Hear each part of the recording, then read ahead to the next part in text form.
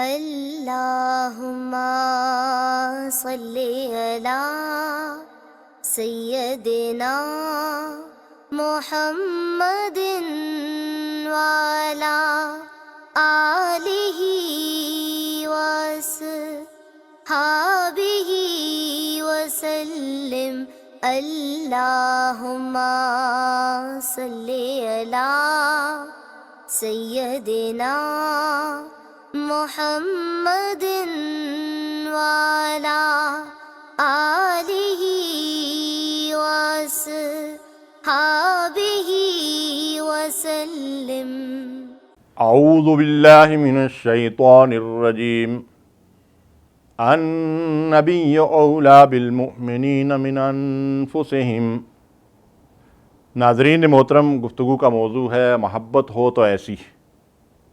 رسول اللہ صلی اللہ علیہ وسلم سے محبت کرنے والوں کی چند مثالیں آپ کی خدمت میں پیش کروں گا، جن میں ہمارے لیے بڑی رہنمائی موجود ہے۔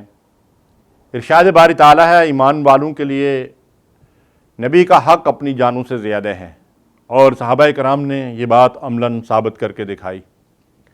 ایک موقع پہ عمر فاروق رضی اللہ تعالیٰ عنہ نے عرض کیا، یا رسول اللہ صلی اللہ علیہ وسلم، آپ مجھے اپنی جان کے سوا ہر چیز سے زیادہ عزیز اور محبوب ہیں۔ تو سید الانبیاء جناب محمد رسول اللہ صلی اللہ علیہ وسلم نے ارشاد فرمایا، لا والذی نفسی بیدہ حتی اکون احب الیک من نفسک۔ اے عمر، نہیں، ہرگز نہیں، جب تک تم مجھے اپنی جان سے بھی محبوب نہ بنا لو، اس وقت تک بات نہیں بنے گی، تم مومن نہیں ہو سکتے، تمہارا ایمان مکمل نہیں ہو سکتا۔ سیدنا عمر فاروق رضی اللہ تعالیٰ عنہ نے بلا تاخیر ارشاد فرمایا، اب میں رسول اللہ صلی اللہ علیہ وسلم اپنی جان سے بھی زیادہ آپ سے محبت کرتا ہوں۔ آپ نے فرمایا، الآن یا عمر، عمر اب تمہارا ایمان مکمل ہوا ہے۔ صحیح بخاری کی یہ روایت ہے۔ ہمارے لیے بھی یہ حدیث مبارکہ ایک کسوٹی ہے، ہم بھی رسول اللہ صلی اللہ علیہ وسلم کے ساتھ اپنی محبت کا جائزہ لیں۔ میں نے آپ سے عرض کیا کہ کچھ عملی مثالیں آپ کے سامنے رکھنا چاہتا ہوں، اور رسول اللہ صلی اللہ علیہ وسلم نے عام حالات میں اس کی مثالیں کئی دفعہ ہمارے سامنے آ چکی ہیں۔ کھانے پینے اور عادات و اطوار میں رسول اللہ صلی اللہ علیہ وسلم جیسی عادات و اطوار کو اختیار کرنے کی کوشش کی، لیکن مشکل گھڑی میں، کسی مصیبت اور پریشانی کے وقت میں، کسی آزمائش میں، جنگ کے اندر، ایسی کیفیت میں بھی رسول اللہ صلی اللہ علیہ وسلم کے ساتھ محبت کا حق کیسے ادا کیا۔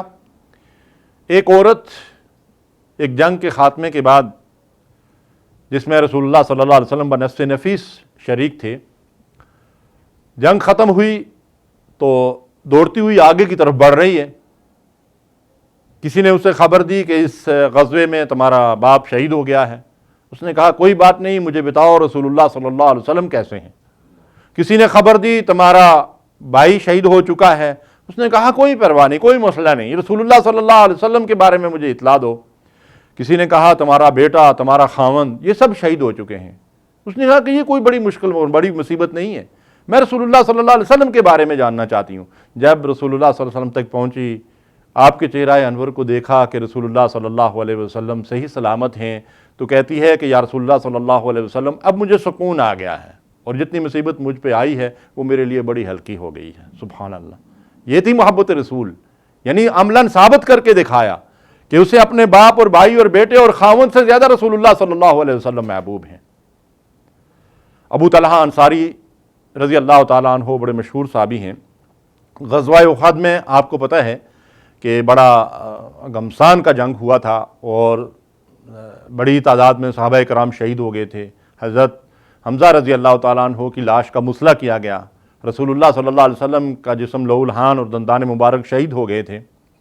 اس موقع پر حضرت ابو طلحہ رضی اللہ تعالیٰ عنہ رسول اللہ صلی اللہ علیہ وسلم کے طرف پیٹھ کر کے آنے والے تیروں کو اپنی جسم کے اوپر، اپنے سینے کے اوپر روک رہے، اور ارشاد فرماتے ہیں، نہری دون نہر یا رسول اللہ صلی اللہ علیہ وسلم، میری شہ رگ، اس کی کیا حیثیت ہے آپ کی شہ رگ کے مقابلے میں؟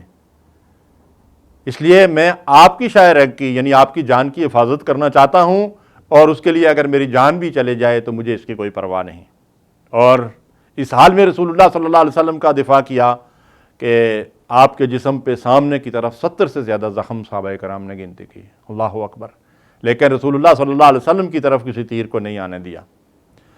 اسی طرح حضرت سعد بن ابی وقاص رضی اللہ تعالیٰ عنہ ہیں، یہ وہ صحابی ہیں کہ رسول اللہ صلی اللہ علیہ وسلم کا دفاع کرتے ہوئے دشمن پہ تیر برسا رہے ہیں، اور یہ واحد خوش نصیب ہیں جن کو اللہ کے نبی صلی اللہ علیہ وسلم نے فرمایا کہ سعد میرے ماں باپ تم پر قربان تیر چلاؤ۔ سارے صحابہ کرام رسول اللہ صلی اللہ علیہ وسلم سے فرماتے تھے یا رسول اللہ صلی اللہ علیہ وسلم میرے ماں باپ آپ پر قربان۔ اللہ کے نبی صلی اللہ علیہ وسلم نے حضرت سعد سے فرمایا کہ میرے ماں باپ تجھ پر قربان، تیر چلاؤ۔ یہ بڑے خوش نصیب صحابی تھے جن کو رسول اللہ صلی اللہ علیہ وسلم نے ایسے انداز میں دعا دی۔ اور اس معاملے میں خواتین بھی مردوں سے پیچھے نہیں تھیں، اگرچہ جہاد میں خواتین شریک نہیں ہوتی تھیں، لیکن زخمیوں کی مرہم پٹی کرنے کے لیے، پانی اور دوسری ضرورتیں مہیا کرنے کے لیے وہ بیک پہ رہتی تھی، پیچھے رہتی تھی۔